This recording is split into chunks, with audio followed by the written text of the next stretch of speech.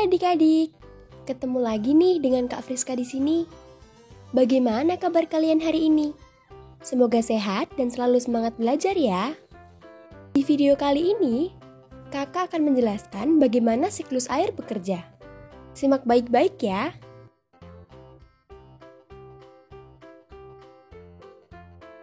Seperti yang ada di buku kalian, siklus air terdiri dari beberapa proses.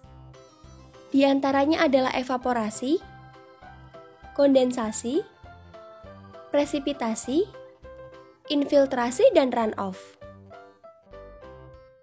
Apa saja maksud dari proses-proses itu? Yuk kita cari tahu bersama.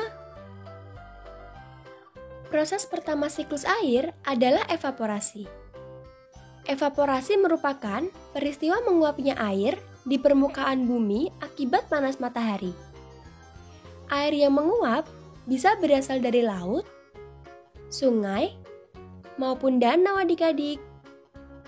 Hasil dari evaporasi adalah terbentuknya uap-uap air yang terangkat menuju atmosfer bumi.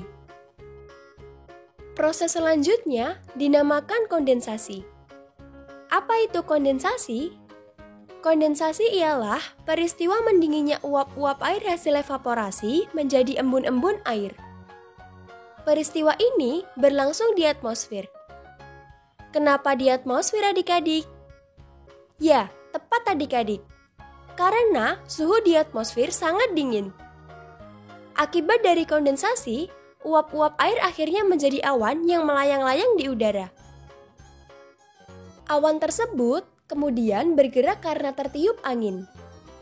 Dalam perjalanannya, gumpalan awan dapat bergabung satu dengan yang lainnya. Sehingga gumpalan awan akan semakin besar adik-adik. Nah, karena tidak lagi mampu menahan beban air di dalamnya, akhirnya awan-awan tersebut mengeluarkan isinya. Menjadi apa adik-adik? Ya benar, menjadi hujan. Peristiwa hujan inilah yang disebut dengan presipitasi. Nah adik-adik, air hujan hasil presipitasi tidak semuanya mengalir di atas tanah loh. Ternyata ada beberapa air yang masuk ke dalam tanah. Peristiwa ini dinamakan infiltrasi. Infiltrasi hanya dapat terjadi pada tanah-tanah yang dapat menyerap air. Nah, untuk tanah-tanah yang tidak bisa ditembus, air akan mengalir di atas tanah adik-adik. Peristiwa ini disebut dengan runoff. Air yang mengalir tersebut kembali menuju ke laut atau danau. Setelah kembali ke laut atau danau, air akan kembali ke proses awal.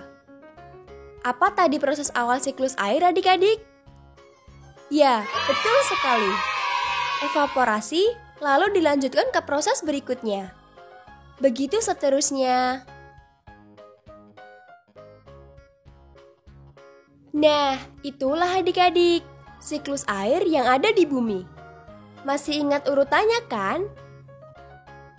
Pertama evaporasi, lalu kondensasi, kemudian presipitasi, setelah itu infiltrasi dan runoff. Kemudian kembali lagi ke evaporasi untuk melanjutkan siklusnya. Adik-adik, itulah gambaran sederhana bagaimana siklus air bekerja. Gimana? Cukup mudah dimengerti bukan?